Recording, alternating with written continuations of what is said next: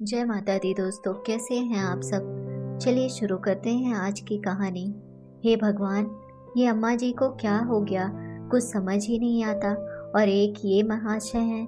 अरे तुम्हें कुछ सुनाई दे रहा है या नहीं? कब से बड़बड़ किए जा रही हूँ, कुछ जवाब ही नहीं दे रहे हो। या सारी दुनिया इस अखबार में ही सिमट गई है तुम्हारी? अनुराधा ने अपने पति रमन को डांटते हुए कहा। हाँ, कुछ कहा तुमने? लो, मैं यहाँ बड़बड़ किए जा रही हूँ और इनको कुछ लेना देना ही नहीं। कान में क्या तेल डाल कर बैठे हो? कोई सुनना पसंद ही नहीं करता मुझे। अरे क्या हो गया, क्यों चिल्ला रही हो सुबह सुबह? हाँ, मेरा बोलना भी चिल्लाना ही लगेगा तुम्हें। अरे मैं तो यह बोल रही हूँ कि ये अम्मा जी को क्या हो गया है। तुम्हें तुम्हारी माँ की फिक्र नहीं है? क्या हो गया माँ को? भली चंगी तो है। कुछ दिनों से देख रही हूँ, उन्हें हमारे कामों में कमियां नजर नहीं आती। साड़ी से सूट पर आ गई हैं वो, अंग्रेजी बोलती हैं। और तो और आजकल भजन कीर्तन की जगह यो यो हनी सिंह या बादशाह को सुनती हैं। तुम्हें अजीब नहीं लगता? अच्छा, यह तो बड़ी अच्छी बात है। पर मुझसे क्या पूछ रही हो? माँ से ही पूछ लो ना। तुमसे तो बोलना ही बेकार है, मैं खुद ही बात कर लूंगी। ऐसा कहकर अनुराधा किचन में चली गई कि दिन में जब वक्त मिलेगा तब अम्मा जी से जरूर बात करेगी। अनुराधा रमन की पत्नी है और अम्मा जी की बड़ी बहू। अनुराधा के दो जुड़वा बेटे हैं, रोनित और रोहित, जो 13 साल के हैं। वहीं अम्मा जी का छोटा बेटा जयंत और उसकी पत्नी विद्या उसी घर के ऊपर वाले फ्लोर पर रहते हैं। उनके भी एक बेटा और एक बेटी है, विराट और बाणी। अम्मा जी शुरू से ही बड़ी कड़क मिजाज की सास रही हैं।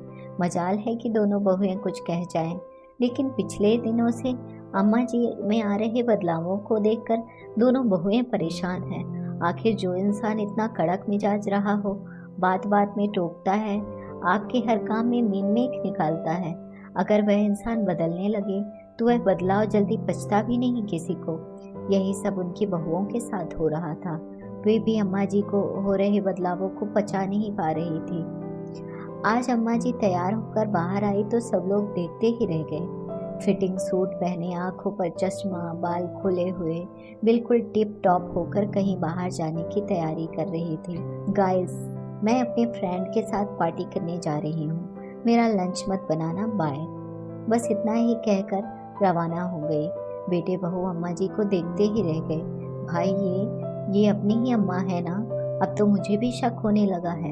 हम ना कहते थे अम्मा जी बहुत बदल गई हैं, लेकिन तुम दोनों भाई सुनते तक नहीं थे। अब तो माँ से बात करनी ही पड़ेगी। और ये नए दोस्त कौन आ गए हैं इनके? बात बात छोड़ो, चलो पीछा करते हैं। हाँ चलो। ऐसा कहकर उन्होंने अम्मा जी का पीछा करना शुरू किया। करीब 1-1.5 किलोमीटर चलने के बाद अम्मा जी एक छोटे से रेस्टोरेंट में घुस गई। अब अंदर पहले कौन जाए, चारों इसी सोच में लगे हुए थे। इसी उधेड़बुन में करीबन 10-15 मिनट वेस्ट कर दिए। रमन भैया, आप सबसे बड़े हो, पहले आप जाओ। अच्छा, पर अम्मा ने देख लिया ना तो बैंड बजा देंगी मेरी। अच्छा भाभी, आप जाओ। वाह, माँ तुम्हारी और बलि का बकरा मुझे बना रहे हो। जैन, तू छोटा है ना, तू जा। नहीं भाई, दोनों साथ ही चलेंगे। आखिर हिम्मत करके दोनों भाई अंदर गए। वहां का मंजर देखकर चुपचाप खड़े रह गए। पीछे पीछे दोनों बहुएं भी अंदर आईं तो देखकर हैरान रह गई। अम्मा और चारों बच्चे साथ में बैठे हुए पिज्जा पार्टी का मजा ले रहे थे। अचानक अम्मा जी की नजर चारों पर गई। गाइस, तुम लोग यहाँ क्या कर रहे हो? तुम लोगों को तो इनवाइट नहीं किया था। अम्मा, इनवाइट नहीं, इनवाइट इनवाइट, रोहित ने कहा। हाँ हाँ वही। तुम लोग यहाँ क्या कर रहे हो? अम्मा, वो कुछ नहीं, हमने सोचा कि हम भी पार्टी कर लें। पर आपके नए दोस्त कहाँ हैं? रमन ने कहा। ये बैठे तो हैं चारों। ये चारों? ये तो आपके पोते पोती हैं। अम्मा, हाँ तो पोते पोती फ्रेंड नहीं हो सकते क्या? पर अम्मा, तुम्हारा पहनावा तक बदल गया, तुम तो ऐसे ना थी।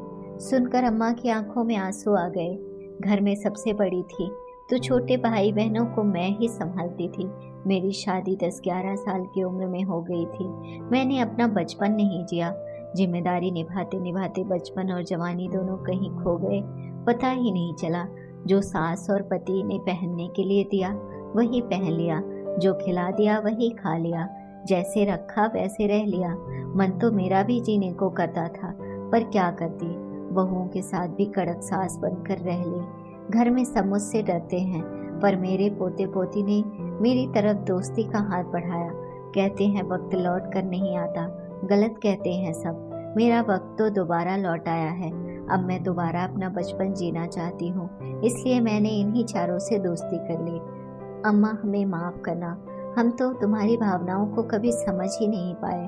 अब समझ गए ना, इसलिए हमें डिस्टर्ब ना करो। अम्मा, डिस्टर्ब नहीं, डिस्टर्ब, जयंत और रमन ने एक साथ कहा। हाँ हाँ, वही तो। और माहौल ठहाकों से गूंज उठा। अगर आपको कहानी अच्छी लगी हो तो अपने दोस्तों के साथ भी शेयर कीजिए और कमेंट में ज़रूर बताइए कि कैसी लगी ये कहानी। और हाँ, चैनल को सब्सक्राइब करना ना भूलें। धन्यवाद।